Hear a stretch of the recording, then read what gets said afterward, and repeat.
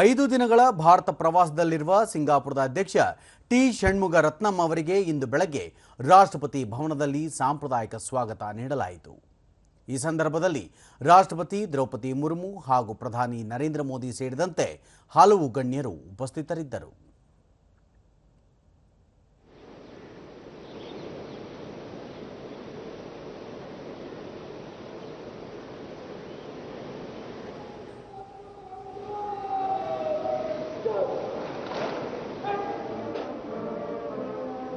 उनसे मुलाकात करती हुई तस्वीरों में आप देख सकते हैं.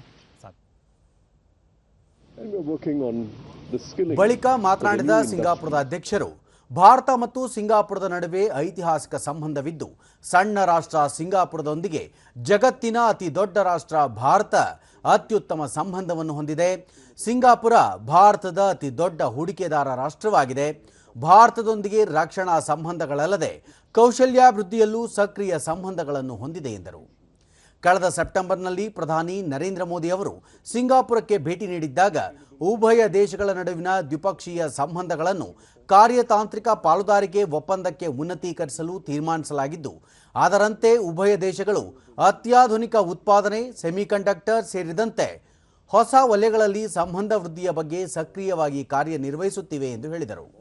ಅಲ್ಲದೆ ಡಿಜಿಟಲ್ ವಿಭಾಗದಲ್ಲಿ ಡೇಟಾ ಕಾರಿಡಾರ್ ನಿರ್ಮಾಣ, ಭಾರತ ಸಿಂಗಾಪುರದ ನಡುವೆ ನವೀಕರಿಸಬಹುದಾದ ಇಂಧನ ಕಾರಿಡಾರ್ ನಿರ್ಮಾಣ ಸೇರಿದಂತೆ ಹಲವು ವಲಯಗಳಲ್ಲಿ ಎರಡೂ ದೇಶಗಳು ಒಗ್ಗೂಡಿ ಕಾರ್ಯನಿರ್ವಹಿಸುತ್ತಿವೆ. ಭಾರತ ಸ್ವಾತಂತ್ರ್ಯೋತ್ಸವದ ಶತಮಾನೋತ್ಸವದ ವೇಳೆಗೆ ಅಂದರೆ 2047ಕ್ಕೆ ಅಭಿವೃದ್ಧಿ ಹೊಂದಿದ ರಾಷ್ಟ್ರ ನಿರ್ಮಾಣದ ಗುರಿ ಹೊಂದಿದ್ದು, ಅದಕ್ಕೆ ಪೂರಕವಾಗಿ ಸಿಂಗಾಪುರ ಭಾರತಕ್ಕೆ ಎಲ್ಲ ರೀತಿಯ ನೆರವನ್ನು ನೀಡಲಿದೆ ಎಂದು ಅವರು ತಿಳಿಸಿದರು. And we are doing some things in Assam. In particular, we had a major involvement in skilling, and we are looking at other possibilities. This time, as part of the state visit, I'm going to Odisha. ನಂತರ ಸಿಂಗಾಪುರದ ಅಧ್ಯಕ್ಷರು ಪ್ರಧಾನಿ ನರೇಂದ್ರ ಮೋದಿ ಅವರನ್ನು ಭೇಟಿ ಮಾಡಿ ಚರ್ಚೆ ನಡೆಸಲಿದ್ದಾರೆ.